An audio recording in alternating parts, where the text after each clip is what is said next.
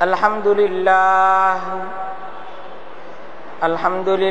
nahmaduhu wa nasta'inuhu wa nastaghfiruhu wa nu'minu bihi wa natawakkalu alayhi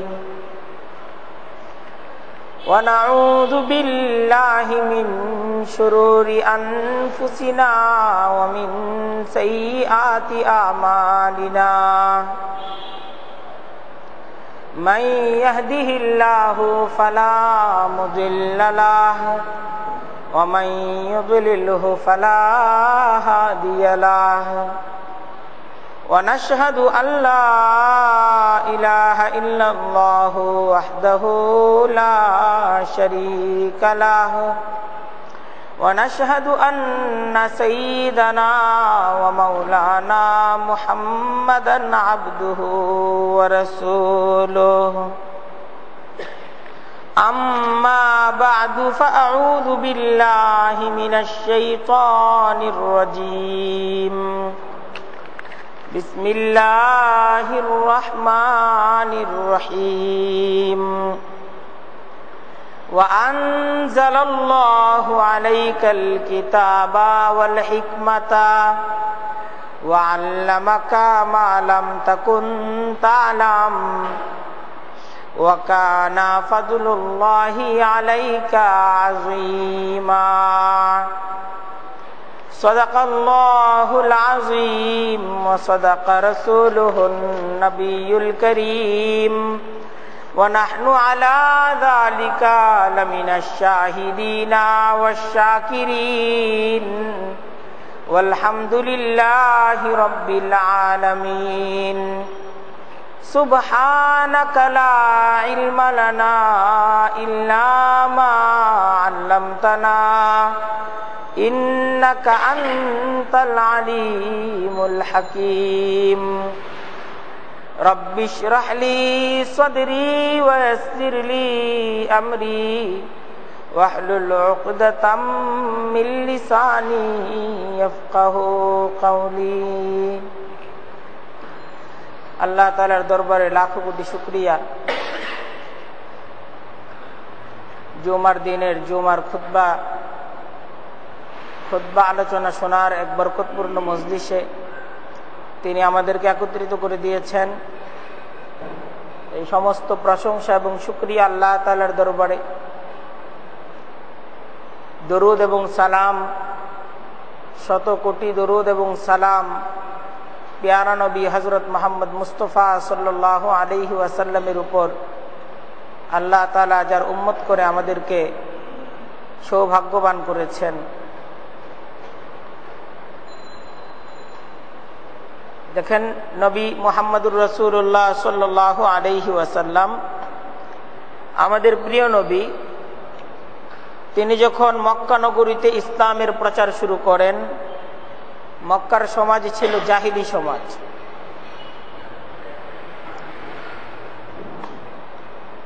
কোন শিক্ষা প্রতিষ্ঠান মক্কায় ছিল না। মক্কাবাসীদের কাছে শিক্ষার কোনো গুরুত্ব ছিল না। শিক্ষাটা একটা অপ্রয়োজনীয় বস্তু তারা মনে করত। নবী করিম সাল্লাল্লাহু আলাইহি ওয়াসাল্লাম এই জাহালাত এটাকে ভেঙে দেওয়ার মেহনত করলেন।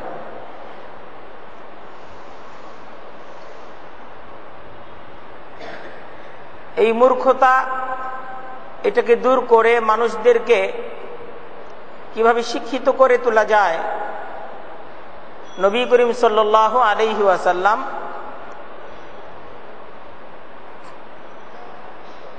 এই জিম্মাদারি নিয়ে মক্কার জমিনে মেহনত করলেন। 13 বছর মেহনত করলেন। 13 বছর পর্যন্ত মক্কার জমিনে আল্লাহ রাসূল সাল্লাল্লাহু আলাইহি ওয়াসাল্লাম মেহনত করলেন।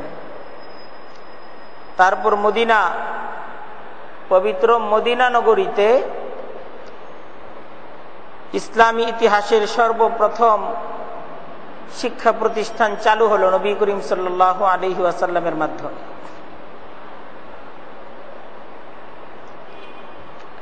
স্থান মসজিদ,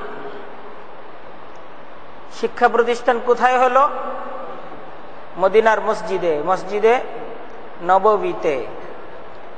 নবী মুহাম্মদুর রাসূলুল্লাহ সাল্লাল্লাহু আলাইহি ওয়াসাল্লামের গড়ে তোলা মসজিদ, এই মসজিদকেই শিক্ষা প্রতিষ্ঠান হিসেবে এই মসজিদ ব্যবহার হওয়া শুরু হলো। এই শিক্ষা প্রতিষ্ঠানের প্রিন্সিপাল প্যারা নবী হযরত মুহাম্মদ সাল্লাল্লাহু আলাইহি ওয়াসাল্লাম, তিনি এই শিক্ষা প্রতিষ্ঠানের মুহতামিম, তিনি প্রধান শিক্ষক। তাই মদিনার এই মসজিদে নববী, এটা মুসলমানদের ইবাদতের কেন্দ্র হওয়ার সাথে সাথে এই মসজিদে নববীটা মুসলমানদের শিক্ষারও কেন্দ্র ছিল। সেখানে শুধু ইবাদত হইতো না, সেখানে ইবাদত শিক্ষাও দেওয়া হইতো। শুধু শিক্ষা দেওয়া হইতো এই পর্যন্তই সীমাবদ্ধ না, কারণ মদিনার মসজিদে নববী এটা মুসলমানদের দারুল হুকুমত ছিল, রাষ্ট্রীয় ভবন। এখান থেকেই পূর্ণ রাষ্ট্র পরিচালিত। রাষ্ট্রের সমস্ত গুরুত্বপূর্ণ সিদ্ধান্তগুলো এটা মসজিদে নববীতে মশওয়ারার মাধ্যমে, মসজিদে নববীর নিয়ন্ত্রণের মাধ্যমে পূর্ণ আরব জাহান পরিচালিত হইত।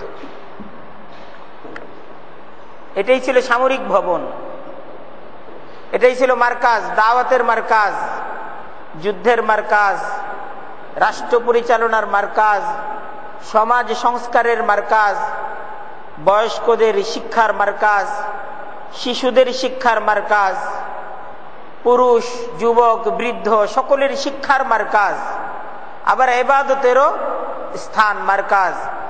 অর্থাৎ পূর্ণ মুসলিম জাহান, পূর্ণ মদিনা এবং পূর্ণ আরব জাহানে যারাই ইসলামকে কবুল করতেছে, এদের দ্বীনি, দুনিয়াবি এবং উখরুবি এই সমস্ত শিক্ষা ইত্যাদির মার্কাজ হিসেবে ব্যবহৃত হচ্ছিল এই মসজিদে নববী।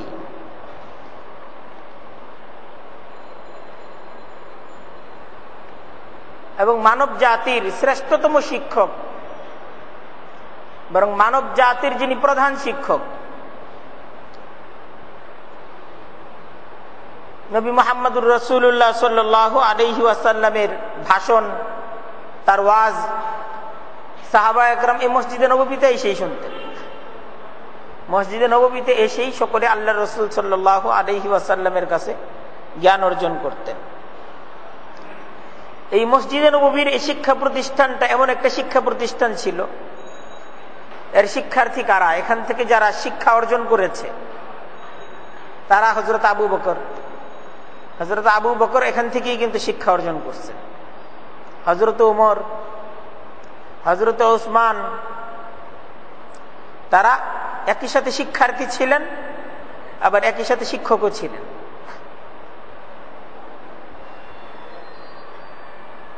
তারা আল্লাহ রাসূল সাল্লাল্লাহু আলাইহি ওয়াসাল্লামের ছাত্র, তার শিক্ষার্থী, আবার সাধারণ মুসলমানদের জন্য শিক্ষকতার জিম্মাদারিও তারা পালন করেছেন। হযরত উসমান, হযরত আলী, হযরত তালহা, হযরত জুবায়ের, হযরত সাদ ইবনে আবি ওয়াক্কাস, এমন সমস্ত ব্যক্তি। হযরত আবু বকর কেমন মানুষ, হযরত উমর, হযরত উসমান, হযরত আলী, হযরত তালহা, হযরত জুবায়ের, হযরত সাদ ইবনে আবি ওয়াক্কাস, হযরত আব্দুর রহমান ইবনে আউফ, এরা এক একজন মানুষ কেমন মানুষ ছিলেন যে আল্লাহ তাআলা যাদেরকে দুনিয়াতে রেখেই তাদেরকে জান্নাতের সুসংবাদ দান করেছেন, এমন মানুষ ছিলেন। এই মানব জাতির সেরা মানুষগুলো এই মদিনার মসজিদে নববীর এই শিক্ষা প্রতিষ্ঠানের ফসল। এই শিক্ষা প্রতিষ্ঠান থেকে এই মানুষগুলো তৈরি হয়েছে। অথচ আরব কেমন জাতি ছিল, এই মানুষগুলোর অতীত কি? দুনিয়ায় এদের চাইতে দুর্দশাগ্রস্ত আর কোন জাতি ছিল না।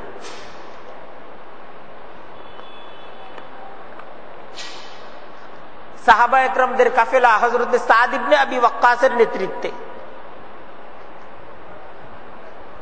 যখন ইরানে অভিযান চালালো এবং সাহাবায়ে কেরামদের একটা কাফেলাকে সেই সময়ের কিসরা, পৃথিবীর এক দুর্দান্ত প্রতাপশালী পরাশক্তি, ইরানের বাদশার দরবারে যখন ইসলামের দাওয়াত দেওয়ার জন্য তাদেরকে পাঠানো হলো, তো ইরানের যে কিসরা ইয়াজগির্দ, সে প্রশ্ন করলো যে তোমরা কেন এসেছো, তোমাদের বক্তব্য কি? তো দুভাষীর মাধ্যমে আলাপ আলোচনা শুরু হলো। তো সাহাবা একরামদের পক্ষ থেকে তারা ইসলামের দাওয়াতকে পেশ করল যে আমরা অশিক্ষিত ছিলাম, আমাদের কোনো শিক্ষা ছিল না, আমরা বর্বর ছিলাম, কিন্তু আল্লাহ তাআলার মেহেরবানি, তিনি এক সম্মানিত রসুল আমাদের কাছে পাঠিয়েছেন এবং সেই রসুলের শিক্ষায় আমাদের জীবন পাল্টে গেছে এবং আমাদের উপর এখন এই জিম্মাদারি, আমরা যেন আমাদের প্রতিবেশী তোমাদের পর্যন্ত এই দাওয়াত পৌঁছিয়ে দেই। আমরা এই দাওয়াত নিয়ে তোমার দরবারে উপস্থিত হয়েছি। পূর্ণাঙ্গ দাওয়াত পেশ করার পর বাদশা ইয়াজগির্দ সে এই জবাব পেশ করলো, সাহাবা একরামদের এ কাফেলাকে রক্ষা করে যে তোমরা তো সেই মাতাল জাতি যে যাদেরকে আমরা একটা উট জবাই করে যদি মেহমানদারি করে দিতাম তোমরা খুশি হয়ে চলে যেতে, কখনো তোমরা মাথা চারা দিয়ে উঠলে আমরা আমাদের সীমান্তের গভর্নরদেরকে জিম্মাদারি দিতাম, তারাই তোমাদের গরম মেজাজকে ঠান্ডা করে দিত।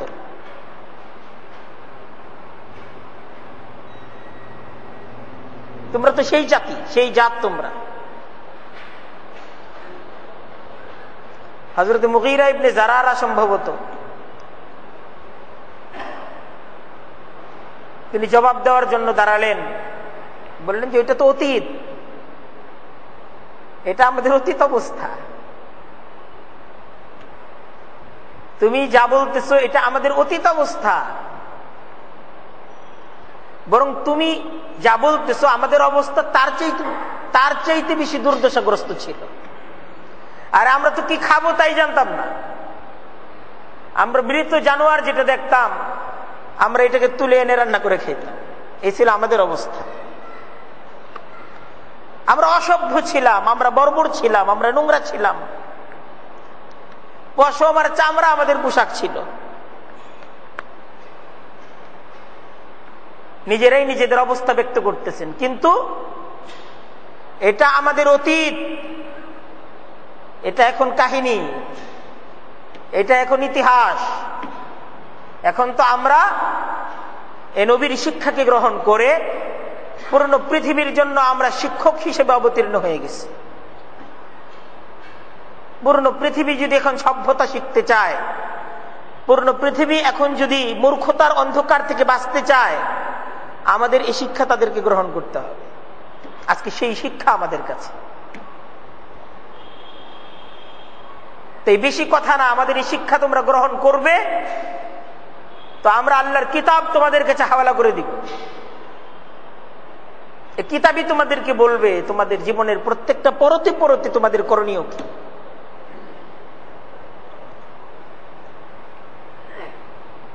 আল্লাহর রাসূলের সাহাবী নিজ জবান দ্বারাই নিজেদের অবস্থা বর্ণনা করতেছেন যে আমরা এমন বর্বর, এমন দুর্দশাগ্রস্ত, এমন দুর্নীতিগ্রস্ত ছিলাম, আমরা অসভ্য নোংরা ছিলাম,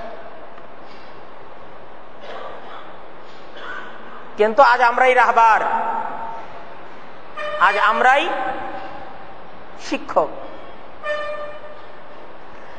दुर्फिशानी ने तरीक़त रूक दरिया कर दिया, दिल को रोशन कर दिया, आँखों को बीना कर दिया। दुर्फिशानी ने तरीक़त रूक दरिया कर दिया, दिल को रोशन कर दिया, आँखों को बीना कर दिया।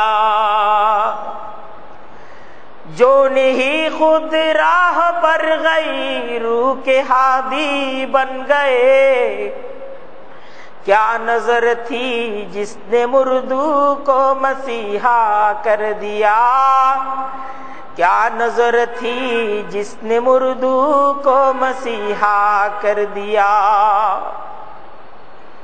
अरे नबी करीम सल्लल्लाहु अलैहि वसल्लम মহান রব্বুল আলামিনের তরফ থেকে তো এমন এক শিক্ষা নিয়ে তিনি এই পৃথিবীবাসীর কাছে, আমাদের কাছে এমন একটা শিক্ষাকে উপহার হিসেবে তিনি নিয়ে এসেছেন যে শিক্ষা অন্তরকে আলোকিত করেছে, দৃষ্টি শক্তিকে খুলে দিয়েছে। যে মানুষগুলো মূর্খতার অন্ধকারে নিমজ্জিত ছিল, সে মানুষগুলোকেই পূর্ণ পৃথিবীকে আলোকিত করার জন্য সে মানুষগুলোকে আলোকবর্তিতা হিসেবে তৈরি করে দিয়েছে।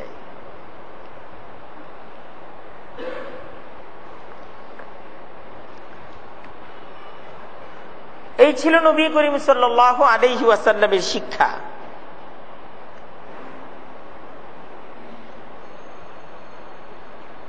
এই মদিনার মসজিদ, মসজিদে নববী, এই মসজিদে নববী মুসলমানদের ইবাদতের ঠিকানা ছিল। মসজিদ তো ইবাদতের জন্য, কিন্তু ইবাদত করার জন্য ইবাদত তো শিখতেও হবে। তো ইবাদত কোথায় শিখবে? এই ইবাদত শিক্ষার মাদ্রাসা, মক্তব, এটাও ছিল মসজিদে নববী। এখানে শুধু ইবাদত সবাই এসে করে নাই, বরং সবাই এই মসজিদে নববীতে এসে ইবাদত শিখছে এবং ইবাদত করছে। ইবাদত শিখায় দেওয়া হয়েছে, এটা হলো ইবাদত, এটা শিখানো হয়েছে। হাতে কলমে শিখানো হয়েছে, এটা হলো ইবাদত। এইভাবে নামাজ পড়তে হবে, আল্লাহ রাসূল শিখাইয়া দিয়েছেন।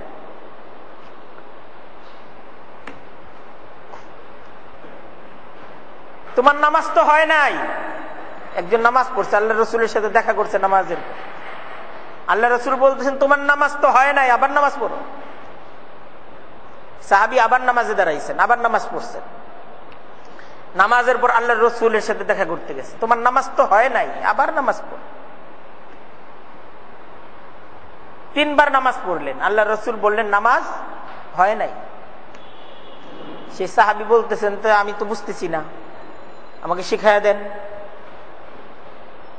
আল্লাহ রাসূল সাল্লাল্লাহু আলাইহি ওয়াসাল্লাম তাকে শিখাইয়া দিলেন যে এইভাবে রুকু করতে হবে, এইভাবে সিজদা করতে হবে, রুকুর মাঝে এই পরিমাণ সময় থাকতে হবে, রুকু থেকে ওঠার পরে এই পরিমাণ সময় দাঁড়িয়ে থাকতে হবে, সিজদা ঠিক এইভাবে করতে হবে, এই সমস্ত তাসবিহগুলো পড়তে হবে, 2 সিজদার মাঝখানে এতটুকু সময় বসতে হবে, শিখাচ্ছেন।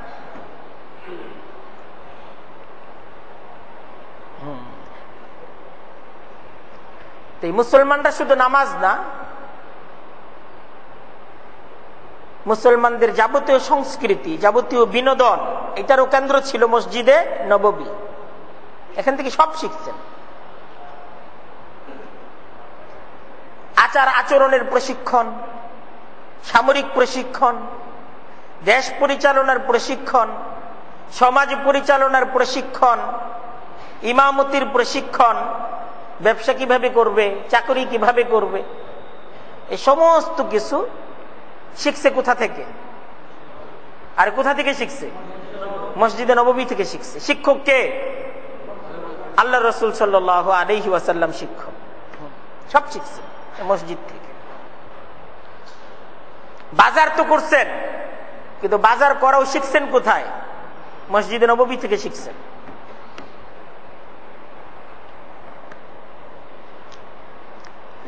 আজকে আমাদের শিক্ষাটা মসজিদ থেকে পৃথক হয়ে গেছে।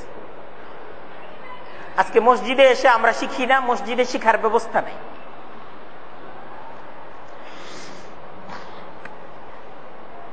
বরং শিক্ষা মসজিদ থেকে শুধু পৃথক হয়েছে তা না, শিক্ষাটা ধর্ম থেকেও পৃথক হয়ে গেছে। আজকের শিক্ষা ব্যবস্থায় ইবাদত শিক্ষা দেওয়া হয় না, আজকের শিক্ষা ব্যবস্থায় নামাজ শিক্ষা দেওয়া হয় না, সহি ঈমান শিক্ষা দেওয়া হয় না, সহি আমল শিক্ষা দেওয়া হয় না, হালাল হারাম শিক্ষা দেওয়া হয় না, জায়েজ না জায়েজ শিক্ষা দেওয়া হয় না। আজকে শিক্ষা ব্যবস্থায় এই শিক্ষাগুলো নাই, যে কি খাওয়া যাবে কি খাওয়া যাবে না, কি হালাল কি হারাম, কি জায়েজ কি না জায়েজ, এটার কোনো শিক্ষা আছে? আরে বলেন না আছে? এটা শিক্ষাটা আজকে নাই। কারণ এই শিক্ষাটা হলো ধর্মের শিক্ষা। আজকে রাষ্ট্র ধর্ম শিক্ষার জিম্মাদারি নিচ্ছে না। রাষ্ট্র বলতেছে আমি জায়েজ না জায়েজ হালাল হারাম শিক্ষা দিব না। এই শিক্ষা দেওয়ার জিম্মাদারি রাষ্ট্র নিচ্ছে না। রাষ্ট্রের শিক্ষা ব্যবস্থা সেকুলার শিক্ষা ব্যবস্থা। এই ধর্মটা শিখতে তো হবে, ব্যক্তিগত জিম্মাদারিতে শিখতে হবে।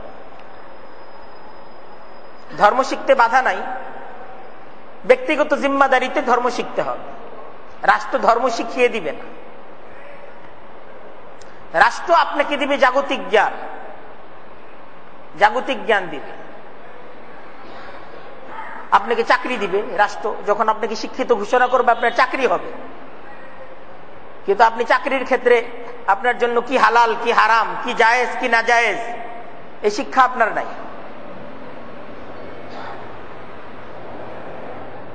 আপনাকে চাকরি করার বলবে যে তুমি এখন চাকরি করতে পারো, তুমি এখন ব্যবসা করতে পারো, কিন্তু কোন ব্যবসা হালাল কোন ব্যবসা হারাম টাকা দিবে আপনাকে। কিন্তু কি কেনা জায়েজ, কি ক্রয় করা না জায়েজ, কি বিক্রি করা জায়েজ কি বিক্রি করা না জায়েজ, এই শিক্ষা আছে? বলেন আছে? এই শিক্ষা নাই। তো এই জাগতিক শিক্ষা আর ধর্মীয় শিক্ষা, দুইটা শিক্ষা এক না। এক না, দুইটা শিক্ষা কিন্তু ভিন্ন ভিন্ন।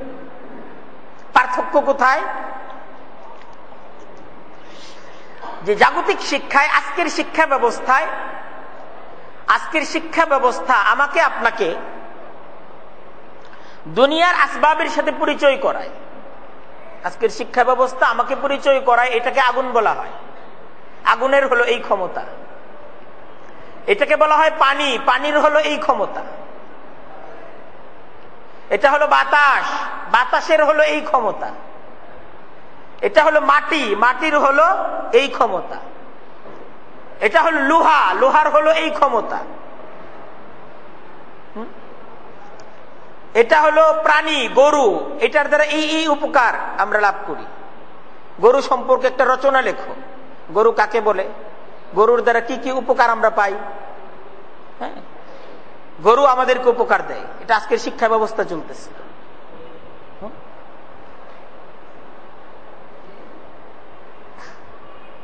শহর এটা একটা সাবজেক্ট, গ্রাম এটা একটা সাবজেক্ট। শহর কেন আর গ্রাম কেন, গ্রাম কাকে বলে, শহর কাকে বলে।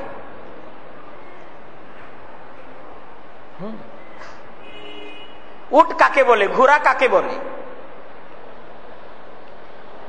উট আমাদেরকে কি কি উপকার দেয়, ঘোড়া আমাদেরকে কি কি উপকার দেয়। আসবাবের সাথে, বিভিন্ন চিজ বিভিন্ন জিনিসের সাথে আমাদেরকে পরিচয় করায় এবং আমাদেরকে বলে এটার এই উপকার, এর হলো এই শক্তি,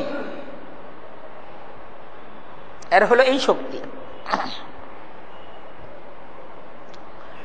এটা হলো জাগতিক শিক্ষা। পুরো পৃথিবীতে এই শিক্ষা ব্যবস্থা চলতেছে। আর আরেকটা শিক্ষা হলো ধর্মীয় শিক্ষা। ধর্মের শিক্ষাটা এর বিপরীত। ধর্ম আল্লাহর সাথে পরিচয় করায়। ধর্ম প্রত্যেকটা ব্যক্তিকে পরিচয় করায় কার সাথে? আল্লাহর সাথে। আল্লাহর সাথে পরিচয় করিয়ে দেয়।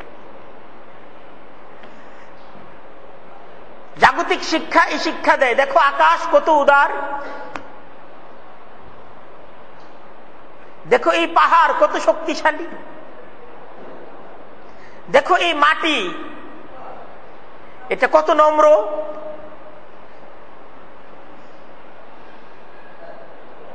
আর ধর্ম আমাদেরকে শিক্ষা দেয় আফালা ইয়ানজুরুনা ইলাল ইবিলি কাইফা খুলিকাত ওয়া ইলাস সামাই কাইফা রুফিআত ওয়া ইলাল জিবালি কাইফা নুসিবাত ওয়া ইলাল আরদি কাইফা সুতিহাত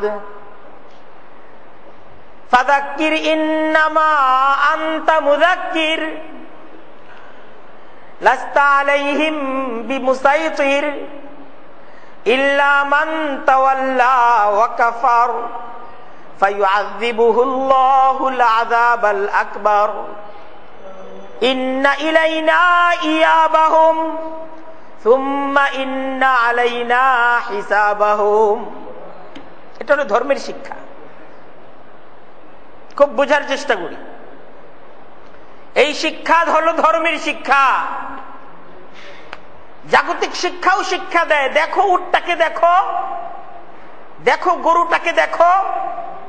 ধর্মও শিক্ষা দেয়, দেখো উটটাকে দেখো, দেখো আসমানটা দেখো। ধর্ম এটা শিক্ষা দেয়। কিন্তু তফাৎটা কোথায়? জাগতিক শিক্ষা এটা বুঝায়, দেখো আকাশ কত উদার, আকাশ কত উঁচু, কত উদার। আর ধর্ম কি শিক্ষা দেয়? আফালা ইয়ানজুরুনা ইলাল ইবিলি, তারা কি দেখে না উটের দিকে? কাইফা খুলিকাত, কিভাবে তাকে সৃষ্টি করা হয়েছে। ওয়া ইলাস সামাই কাইফা রুফিআত, তারা কি দেখে না আকাশটাকে কিভাবে এটাকে সুন্দরভাবে এই সামিয়ানাটা টানানো হয়েছে। কাইফা রুফিআত, কত সুন্দর করে এটাকে উঁচু করা হয়েছে। ফারজিল বাসার হাল তারা মিন ফুতুর, আকাশটাকে দেখো, কোথাও একটা ছিদ্র, কোথাও একটা ফাটল আছে? প্রশ্ন করে কোরআন।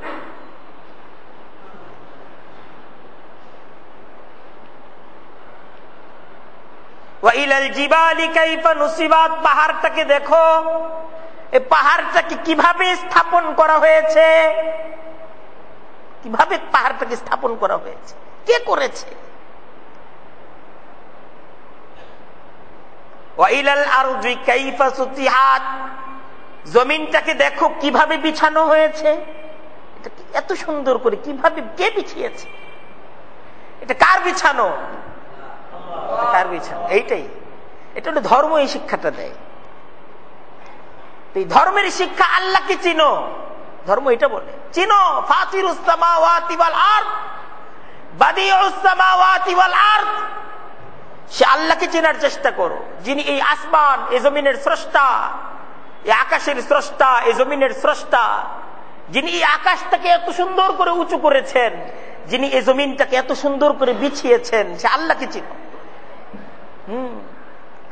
ইয়া আইয়ুহান নাস আনতুমুল ফুকারাউ ইলাল্লাহ ওয়াল্লাহু হুয়াল গানিয়ুল হামিদ।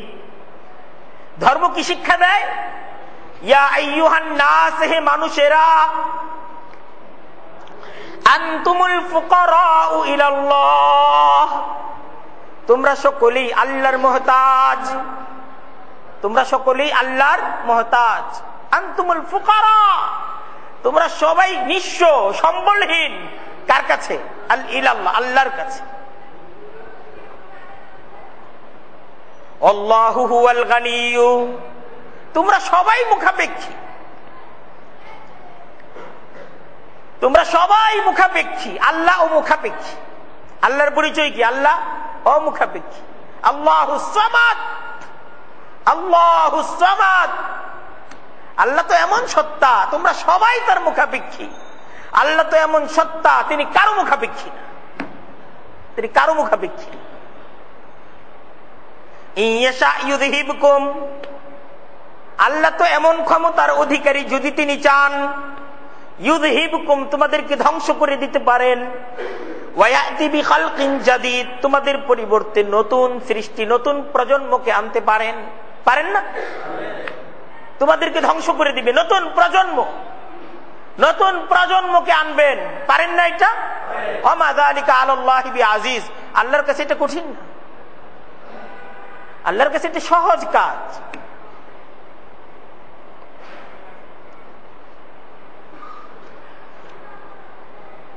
তো ধর্ম আল্লাহর সাথে পরিচয় করিয়ে দেয় যে আল্লাহকে চিনি, আর জাগতিক শিক্ষা আল্লাহর সাথে পরিচয় করায় না, আল্লাহর পরিচয়টা পেশ করে না। দুনিয়ার এলেম, জাগতিক এলেম, জাগতিক জ্ঞান, এটা কি শিক্ষা দেয়? শিক্ষা দেয় আগুন। এই যেটা আগুন, এটার এত শক্তি। এটা হলো পানি, এই পানির হলো এত শক্তি। এটা হলো মাটি, এই মাটির হলো এত শক্তি।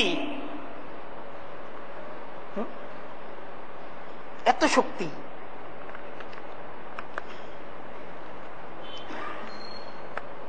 আল্লাহ তাআলা এই জমিনটাকে যে বিছাইছেন, এই জমিনটা পানির উপর বিছাইছেন।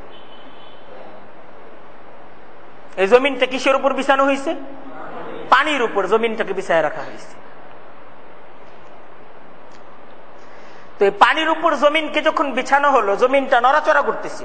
কোরআনের কথা সূরা লুকমানের মাঝে আসছে, সম্ভবত 10 নম্বর আয়াত।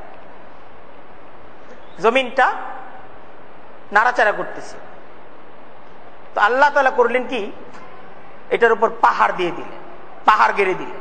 কে করলেন? পাহাড় গেড়ে দিল। তো পাহাড়টা গেড়ে দেওয়ার সাথে সাথে জমিন একদম স্থির হয়ে গেল। সুবহানাল্লাহ বলি, স্থির হয়ে গেল। তো ফেরেশতারা খুব আশ্চর্যান্বিত হয়ে গেল, পাহাড়ের এত শক্তি জমিনটাকে এরকম স্থির করে ফেলল। তো তারা আল্লাহর কাছে প্রশ্ন করলো, ইয়া রব, হাল মিন খাইরিকা হাল মিন খালকিকা আশাদ্দু মিনাল জিবাল, আপনার সৃষ্টির মাঝে এই পাহাড়ের চাইতেও শক্তিশালী কিছু আছে?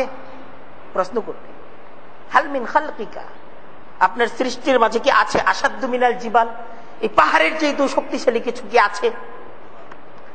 তো আল্লাহ জবাব দিলেন, আল হাদিদ, লোহা। কি উত্তর দিলেন? লোহা। লোহা, লোহা পাহাড়ের চাইতেও শক্তিশালী। দেখতেছেন না, মক্কা মদিনায় আল্লাহ তাআলা যাদেরকে যাওয়ার তৌফিক দান করছে, পাহাড়গুলো লোহার দ্বারা ভেঙে পাহাড়ের ভিতর দিয়ে রাস্তা করা হচ্ছে, পাহাড়গুলো ভেঙে ফেলা হচ্ছে। লোহা খুব শক্তিশালী। শক্তিশালী পাহাড়কে লোহা কি করতেছে? একদম তছনছ গুড়া গুড়া করে দিচ্ছে। এখন বুঝার উপায় নাই, একসময় এই জায়গায় পাহাড় ছিল, সব গুড়িয়ে দেওয়া হয়েছে। কিসের মাধ্যমে? লোহা। লোহা খুব শক্তিশালী। তো তারপর প্রশ্ন আসতো, ইয়া রব্বি হাল মিন খালকিকা আশাদ্দু মিনাল হাদিদি, লোহা এত শক্তিশালী, তাহলে আপনার সৃষ্টির মাঝে কি লোহার চাইতেও শক্তিশালী কিছু আছে? তো জবাব দিলেন, আর না, আগুন। কি? আগুন। আগুনের শক্তি লোহার চাইতেও বেশি। এই আগুনের মাঝে এসে লোহা এটা গলে যায়। লোহা আগুনের কাছে আসতে লোহা কি? তাহলে আগুনের অনেক শক্তি, ঠিক না? প্রথমে শক্তি কিসের শক্তি প্রয়োগ হইল? পাহাড়। পাহাড়, পাহাড়ের পর আসলো কি? লোহা। লোহার পর আসলো কি? আগুন। আগুনে কি সবচেয়ে শক্তিশালী? না না, আগুন সবচেয়ে শক্তিশালী না। তো আবার প্রশ্ন, আল্লাহ তাআলাকে প্রশ্ন করলো ফেরেশতারা, ইয়া রব, হে প্রভু, হাল মিন খালকিকা আশাদ্দু মিনান নার, আগুনের চেয়ে শক্তিশালী কি আপনার সৃষ্টির মাঝে কিছু আছে? উত্তর কি? আলমা, পানি। আলমা অর্থ কি? পানি। পানির শক্তিটা এটা আগুনের চাইতেও বেশি, কারণ এই পানি দিয়ে দিলে আগুন কি নিভে যায়? আগুন নিভে যায় পানির শক্তিতে, আগুন নিভে যায়। তো তারপর কৌতূহল, তাহলে এর চাইতে শক্তিশালী কি জিনিস আছে? বাতাস। হাল মিন খালকিকা আশাদ্দু মিনাল মাই, পানির চাইতেও শক্তিশালী কি আপনার সৃষ্টির মাঝে কিছু আছে? তো উত্তর দিল, আর রিহ, বাতাস। বাতাস পানির চাইতেও শক্তিশালী। পানিকে উড়ায় নিয়ে যায় এই বাতাসে, পানিকে স্থির, পানিকে উড়াইতে থাকে। এই যে মেঘমালা, পানিকে এক স্থান থেকে আরেক স্থানে নিয়ে যাচ্ছে, হাঁকিয়ে হাঁকিয়ে নিয়ে যাচ্ছে। কে নিচ্ছে? বাতাস। কৌতূহল শেষ হয় না, প্রশ্ন করতেছে, এর চাইতে শক্তিশালী কি আছে? ইয়া রব, হে প্রভু, হাল মিন খালকিকা আশাদ্দু মিনার রিহি, এই বাতাসের চাইতে শক্তিশালী কি আপনার সৃষ্টির মাঝে কিছু আছে? ইবনু আদম। কি জবাব দিলেন? ইবনু আদম ইয়াতাসাদ্দাক সাদকাতান বিয়ামিনিকা ওয়া ইউখফি বিশিমালিহি, যে মানুষ সে যখন সদকা করে, সে যখন তার ডান হাতে সদকা করতেছে, তার বাম হাত জানে না, গোপনে যে সদকাটা করে, মানুষ যে সদকাটা, যে দানটা গোপনে করে, এই দানটা এটাই সবকিছুর চাইতে শক্তিশালী, সবকিছুর চাইতে শক্তিশালী। কোথায় আগুনের শক্তি, কোথায় বাতাসের শক্তি, কোথায় পাহাড়ের শক্তি? এই সমস্ত শক্তির উপরে যে শক্তিটা কাজ করে এটা হলো আমাল। আমলের শক্তি সবচেয়ে বেশি। আগুনের শক্তি কম, আগুনের শক্তি খুব বেশি না। বাতাসের শক্তিও যেখানে পরাজিত, বাতাসের শক্তিও যেখানে পরাজিত, পানির শক্তি যেখানে পরাজিত। হাদিস বলতেছে সমস্ত শক্তিগুলো পরাজিত, সবচেয়ে শক্তিশালী হলো মানুষের আমল। মানুষের আমল হলো সবচেয়ে শক্তিশালী। এটা হলো ধর্মের শিক্ষা। জাগতিক শিক্ষা এই শিক্ষা দেয় যে আগুন অনেক শক্তিশালী, পানি অনেক শক্তিশালী, মাটির অনেক শক্তি, পাথরের অনেক শক্তি, বাতাসের অনেক শক্তি, এই সূর্যটার অনেক শক্তি, এই চন্দ্রটার অনেক শক্তি। কিন্তু ধর্ম কি শিক্ষা দেয়? না, সবচেয়ে বেশি শক্তি হলো মানুষের আমলের। মানুষের আমলের শক্তি সবচেয়ে বেশি। আপনি যে আমলটা করতেছেন, আপনি যে নামাজটা পড়তেছেন, এই নামাজটা হলো সবচেয়ে শক্তিশালী। সব কিছুর চাইতে শক্তি নামাজের বেশি। আল কারিআতু মাল কারিআহ ওয়া মা আদরাকা মাল কারিআহ ইয়াওমা ইয়াকুনুন নাসু কাল ফারাশিল মাবসুস ওয়া তাকুনুল জিবালু কাল ইহনিল মানফুশ فأما من ثقلت موازينه فهو في عيشة راضية وأما من خفت موازينه فأمه هاوية। বলতেছে এই যে সমস্ত শক্তি, যে শক্তিগুলো আজকে আমরা পড়ছি, যে শক্তিগুলো আজকে আমরা পড়াচ্ছি, এমন একদিন আসবে, বলতেছে ওয়াতাকুনুল জিবালু কাল ইহনিল মানফুশ। তুলা ধুনা হয় না, তুলা ধুনা হয় না, ধুনা হয় না, বলতে পাহাড়ের এরকম করুণ অবস্থা হয়ে যাবে, এই পাহাড়টা ধ্বনিত তুলার মতো উঠতে থাকবে। ওয়াতাকুনুল জিবালু কাল ইহনিল মানফুশ ওয়া তারাল জিবালা তাহসাবুহা জামিদা ওয়া হিয়া তামুররু মাররাস সাহাব। ওয়া তারাল জিবালা তাহসাবুহা জামিদা, যে পাহাড়টাকে তুমি সবচেয়ে শক্তিশালী মনে করতে, ওয়া হিয়া তামুররু মাররাস সাহাব, এটা তো আকাশে মেঘমালার মতো আকাশের মাঝে উঠতে থাকবে। কোরআন বলতেছে এমন করুণ অবস্থা হবে। ইযা শামসু কুব্বিরাত, সূর্যটাকে গুটিয়ে ফেলা হবে। ওয়া ইযাল কাওয়াকিবু ইনতাসারাত, নক্ষত্রগুলো খসে খসে পড়তে থাকবে। ওয়া ইযাল জিবালু সুয়্যিরাত, পাহাড় সমূহ চলতে থাকবে, মেঘমালার মতো চলতে থাকবে। ওয়া ইযাল বিহারু সুজ্জিরাত, সমুদ্রগুলো ফেটে যাবে, সমুদ্রগুলো খান খান হয়ে যাবে, ফেটে যাবে। এক কঠিন অবস্থা হবে। তো এইসবের তো আসলে কোনো শক্তি নাই, সব তছনছ হয়ে যাবে, কিন্তু বাকি থাকবে আমল। কি বাকি থাকবে?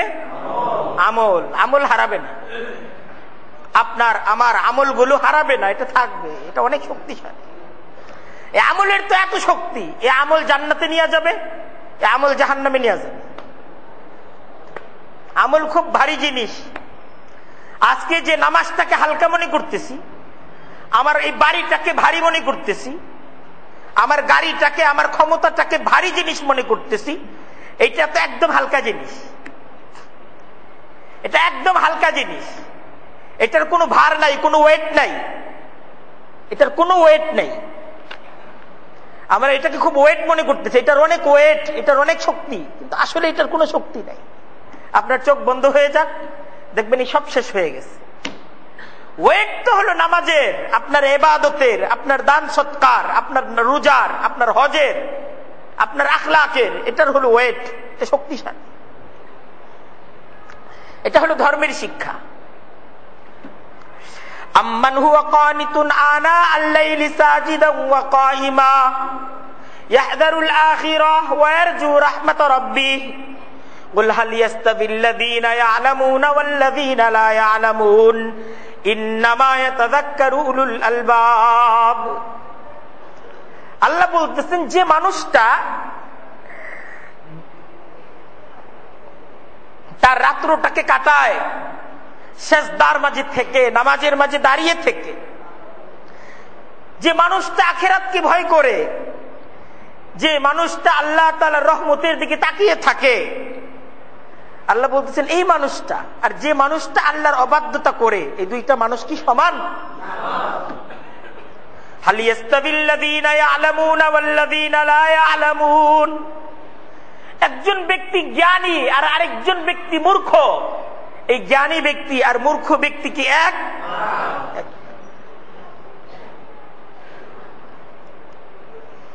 এই এলেম, যে এলেমটা ধর্মীয় এলেম, ধর্ম যে এলেমটা শিক্ষা দেয়, যে জ্ঞানটা ধর্ম শিক্ষা দেয়, এটা অনেক দামি জিনিস, এটা হালকা জিনিস না, এটা অনেক দামি জিনিস।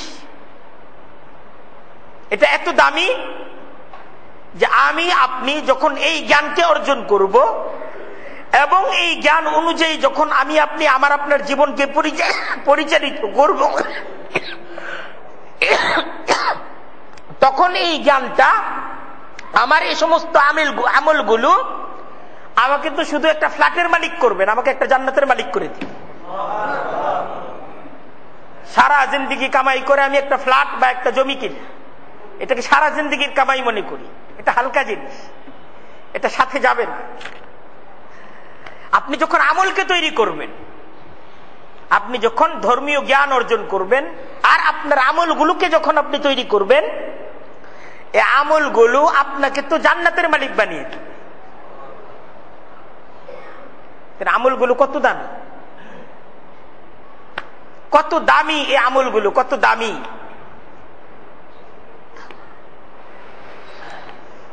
এটা আল্লাহ তাআলার খাস রহমত। ধর্মটা, ধর্মীয় জ্ঞানটা, ধর্মের শিক্ষাটা, এটা তো আল্লাহ তাআলার খাস রহমত।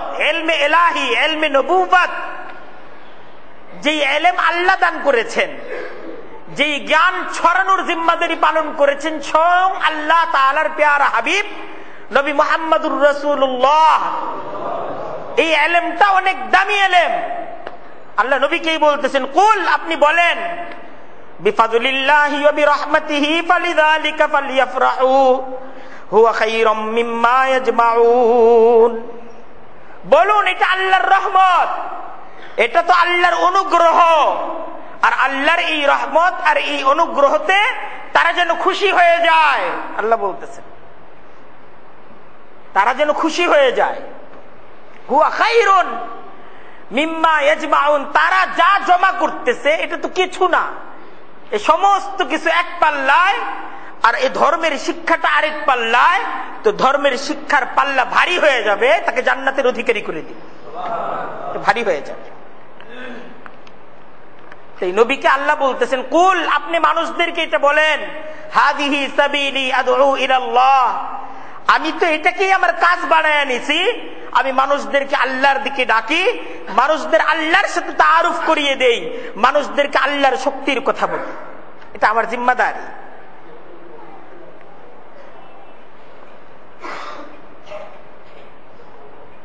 ইলমে ইলাহি, ইলমে নবুওয়াত, এটা আমার আপনার জিন্দেগির শ্রেষ্ঠ কামাই, এটা আমার আপনার জিন্দেগির সবচেয়ে বেশি প্রয়োজনীয় জিনিস। ইলমে নবুওয়াত, ইলমে ইলাহি। আর এই ইলমে নবুওয়াত, ইলমে ইলাহি, এটা কি শিক্ষার জন্য? নবী মুহাম্মদুর রাসূলুল্লাহ সাল্লাল্লাহু আলাইহি ওয়াসাল্লাম শিক্ষা প্রতিষ্ঠান হিসেবে মসজিদে নববীকে বাছাই করেছিলেন, যে মানুষ এই ইলমে নবুওয়াত, ইলমে ইলাহি কোথা থেকে শিখবে? মসজিদে নববী থেকে শিখবে। এটাই সুন্নত। আল্লাহর রাসূল সাল্লাল্লাহু আলাইহি ওয়াসাল্লাম তার যুগে মসজিদের বাইরে কোনো মাদ্রাসা ছিল না। ছিল? ছিল না। মাদ্রাসা ছিল মসজিদ ভিত্তিক, শিক্ষা ছিল মসজিদ ভিত্তিক, মসজিদটাই ছিল শিক্ষার কেন্দ্র। মদিনার মানুষদের, মদিনার বুড়ো বাবাদের, যুবকদের, শিশুদের, নারীদের সকলের শিক্ষার কেন্দ্র ছিল মসজিদে নববী। আর সেই মসজিদে নববীর প্রিন্সিপাল এবং মুহতামিমের দায়িত্ব পালন করেছেন স্বয়ং নবী মুহাম্মদুর রাসূলুল্লাহ সাল্লাল্লাহু আলাইহি ওয়াসাল্লাম। এই মসজিদে একদম হাতে কলমে গুরুত্ব সহকারে সালাতের প্রশিক্ষণ দেওয়া হতো, কিভাবে নামাজকে আদায় করতে হবে। আজকে আমাদের মসজিদগুলোতে নামাজের প্রশিক্ষণ নেই। আজকে আমাদের মসজিদগুলো এত বিরান হয়ে গেছে, এত বিরান হয়ে গেছে আমাদের মসজিদগুলো, যে মসজিদগুলোতে নামাজ আদায় হচ্ছে কিন্তু নামাজটাও রাসূলুল্লাহর তরিকা অনুযায়ী নামাজটাকেও শেখা হচ্ছে না। এটাকে গড়ে তুলতে হবে। মসজিদ থেকেই সহিহ ঈমান আকীদার প্রশিক্ষণ সমাজের শিশুদেরকে দিতে হবে, যুবকদেরকে দিতে হবে, সমাজের নারীদের কাছে ঈমান এবং সহিহ আকীদার প্রশিক্ষণ মসজিদ থেকে হতে হবে। ঈমান নষ্টকারী কুফর, নেফাক, শিরিক, বেদাত ইত্যাদি বিষয় মসজিদ থেকেই আমাদেরকে জানতে হবে। আমরা আজকে ওযু ভঙ্গের কারণ জানি, কিন্তু ঈমান ভঙ্গের কারণ জানি না। ঈমান তো নষ্ট হয়ে যায়, হয় না? নষ্ট হয় না? কেন হয়? কি করলে ঈমান নষ্ট হয়ে যায়? আজকে তো সেই শিক্ষা নাই। কি করলে ঈমান নষ্ট হয়ে যায়? সহিহ আদব, আচরণ প্রশিক্ষণ, খারাপ অভ্যাস বর্জনের প্রশিক্ষণ, এটা আজকের জরুরি বিষয়। আমাদের সমাজের মাঝে এটা খুব জরুরি বিষয়। আদব প্রত্যেকটা শিশুর জন্য, প্রত্যেকটা যুবকের জন্য। আজকে আদব এবং আচরণ শিক্ষা, এটার প্রশিক্ষণ হওয়া চাই। আজকের শিক্ষা প্রতিষ্ঠানগুলোতে আদব শিক্ষা দেওয়া হয় না, আচরণ শিক্ষা দেওয়া হয় না। বাবার সাথে কি আচরণ করতে হবে, মায়ের সাথে কি আচরণ করতে হবে, শ্বশুর শাশুড়ির সাথে কি আচরণ করতে হবে, চাচা মামা তাদের সাথে কি আচরণ করতে হবে, সমাজ প্রতিবেশীর প্রতি আমার জিম্মাদারি কি, রাষ্ট্রের প্রতি আমার জিম্মাদারি কি, আমার জন্য কি করা জায়েজ, কি করা না জায়েজ, কি করা ফরজ, কি করা হারাম। আজকের শিক্ষা প্রতিষ্ঠানগুলোতে এই শিক্ষা নাই। আছে? আর উত্তর দেন আছে? থাকলে বলেন আছে। আজকে এই প্রশিক্ষণ নেই। যোগাযোগ মাধ্যম ব্যবহারে সচেতনতার প্রশিক্ষণ হওয়া চাই। আজকের যোগাযোগ মাধ্যম যেসব হয়েছে, ইন্টারনেট, ফেসবুক, ইউটিউব, আমার আপনার সন্তান যখন ইন্টারনেট ইউজ করবে, তারা যখন এই প্রযুক্তি এটাকে শিখতে চাবে, তো সেক্ষেত্রে প্রশিক্ষণ দরকার, সচেতনতা দরকার। কি দেখবে কি দেখবে না, প্রয়োজন আছে না নাই? খুব প্রয়োজন। কি দেখা জায়েজ আর কি দেখা না জায়েজ, এই শিক্ষাটাই তো নাই, সে জানবে কোথা থেকে? আজকে আমাদের সমাজের, আমরা মুসলমান, মিরাজ সম্পর্কে আমাদের ধারণা নেই। মিরাজ, যে বাবার সম্পদ, বাবার ইন্তেকালের পর ভাই কতটুক পাবে, বোন কতটুক পাবে, কারা পাবে কারা পাবে না, আজকে জানেও না। এটা তো আল্লাহ তাআলার পক্ষ থেকে ধার্যকৃত আছে। কোরআনে কারীমের আয়াত নাজিল করে আল্লাহ তাআলা নির্ধারিত করে দিয়েছেন কে কতটুক পাবে। আপনি যখন আপনার বোনকে ঠকাবেন, আপনি এটাকে লিখিয়ে নিলেন, যে কোনো ভাবে আপনি এটা আপনার দখলদারিত্বে নিয়ে নিলেন, তো দখলে নেওয়ার মাধ্যমে এটা আপনার হবে না। আপনি হারাম ভাবে আপনার বোনের সম্পত্তি এটাকে আপনি ব্যবহার করছেন। আপনি আপনার সন্তান এর মুখে যে খাবারটা তুলে দিচ্ছেন, এটা হারাম খাবার, হারাম খাবার। আজকে মুসলমান হালাল হারাম জানি না, তো আমাদের এই শিক্ষা নাই। অথচ এটা আমাদের জীবনের জন্য খুব জরুরি শিক্ষা। হুকুকুল ইবাদ, মানুষের হক। মানুষের হক এটা অত্যন্ত, মানে মানুষের হক হলো এমন জিনিস, আল্লাহর হক আল্লাহ তাআলা তো মাফ করে দেন, কিন্তু মানুষের হক তো মাফ হবে না। মানুষের হক আপনাকে মানুষের কাছে ক্ষমা চাইতে হবে, তার হক আদায় করতে হবে, এটাই একমাত্র তরিকা। হাসরের ময়দানে সবচেয়ে দুর্ভাগা, সবচেয়ে অসহায় ব্যক্তি কে হবে? তার অনেক নামাজ, অনেক ইবাদত বন্দেগী তার থাকবে আমল নামার মাঝে, কিন্তু তার পাওনাদার থাকবে। পাওনাদার এসে যখন পাওনা চাবে, সেদিন তো আর টাকা পরিশোধ করা যাবে না, কারণ সেদিন তো টাকার কোনো দাম থাকবে না। আগেই বললাম যে আজকে যে টাকাটাকে দামি মনে করি, এই টাকার সেদিন কি থাকবে না, দাম থাকবে। দাম থাকবে কিসের? আমলের। আজকে তো আপনি তার, আজকে টাকার দাম, আপনি তাকে টাকায় ঠকাচ্ছেন, টাকা দিচ্ছেন না। সে আপনার কাছে 100 টাকা পাওনাদার, আপনি 10 টাকা দিয়ে তাকে ধমক দিয়ে বিদায় করে দিচ্ছেন। কিন্তু হাসরের ময়দানে বাকি 90 টাকা সে যে আপনার পাওনাদার, সেই পাওনাদার তো আপনার কাছে এসে আপনার কাছে যখন পাওনা চাবে, আপনার সমপরিমাণ আমল দিয়ে দিতে হবে। এইভাবে পাওনাদাররা আমল যখন নিতে থাকবে, একটা পর্যায়ে তার আমল নামা খালি হয়ে যাবে। আমল নামায় কোনো আমল নাই, সব আমল নামা দিয়ে শেষ। এখন পাওনাদার এখনো বাকি, এখনো পাওনাদার আছে, কিন্তু তার কাছে দেওয়ার মতো সামান নাই। তখন পাওনাদারদের গুনাহ তার আমল নামায় দেওয়া হতে থাকে। এত গুনাহ হবে, এত গুনাহ হবে, গুনাহের বোঝা নিয়ে তার ঠিকানা হয়ে যাবে জাহান্নাম। এই হুকুকুল ইবাদ, মানুষের হক, আজকে তো মানুষের হক মারা, এটা আজকে শিক্ষিতদের কাজ হয়ে গেছে। কি শিক্ষা? আজকে যে যত শিক্ষিত, সে তত বেশি মানুষের হক মেরে খাওয়ার জিম্মাদারি মনে করে। এটা আজকে এটা সামাজিক অবস্থা। এই অবস্থাকে যদি পাল্টাতে চাই, ধর্মের শিক্ষা প্রয়োজন। ধর্মের শিক্ষা প্রয়োজন আজকে আমাদের জন্য। মুআমালাত, সন্তান সন্ততি। আমি তো আমার সন্তানের মালিক না। আমি যে ভাবতেছি আমি বাবা, এই সন্তানের আমি মালিক। আমি কি মালিক? আরে বলেন মালিক। এই সন্তান তো আমার কাছে আমানত। এই সন্তানকে কিভাবে গড়ে তুলতে হবে, আজকের বাবারা এটা কিছু মনেই করে না। সন্তানকে যে গড়ে তোলার একটা জিম্মাদারি আছে, এটা মনেই করে না। সন্তানের মুখে শুধু খাবার তুলে দেওয়া, এটাই কি বাবার জিম্মাদারি? তাকে সৎ, আদর্শবান এক সন্তান হিসেবে গড়ে তোলা, এটাও তো বাবার জিম্মাদারি।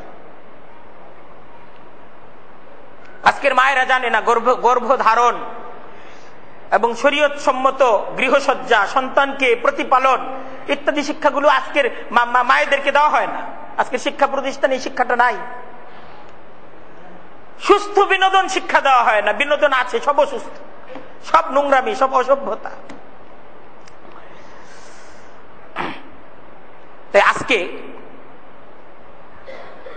আমাদের ধর্মটা, ধর্মীয় শিক্ষাটা, এটা রাষ্ট্রীয়ভাবে শিক্ষা দেওয়া হচ্ছে না, আর ব্যক্তিগতভাবে এ ধর্ম শিক্ষা আমরা নিচ্ছি না।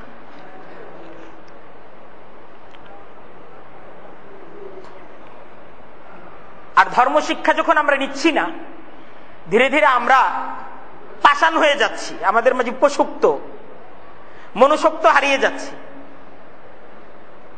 মনুষ্যত্ব হারিয়ে যাচ্ছে আমাদের থেকে। আমরা আল্লাহকে ভুলে যাচ্ছি।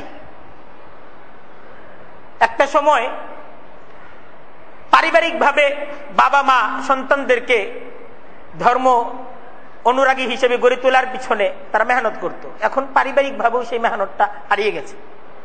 একটা সময় সকালবেলা ঘুম থেকে ওঠার পর বাবা কোরআন তেলাওয়াত করতো, দোয়া করতো সন্তানদেরকে নিয়ে, এইভাবে দিনটা শুরু হতো। রাতের বেলা কোরআন তেলাওয়াত করে তারপর সবাই ঘুমে যেত। এটা খুব বেশি অতীত না, আজকে থেকে 50 বছর আগে, 25-30 বছর আগে গেলেও এই ইতিহাস আমরা পাবো না আমাদের গ্রামগুলোতে। কিন্তু এখন সেটা নাই। আজকের এই স্যাটেলাইটের যুগে, এই আধুনিকতার এই বেড়াজালে আজকে আমাদের অবস্থা এত করুণ যে ঘুম থেকে ওঠার পর গুনাহ শুরু হয়, আবার ঘুমানোর সময় গুনাহ করতে করতে আমরা ঘুমাই। এক করুণ অবস্থা।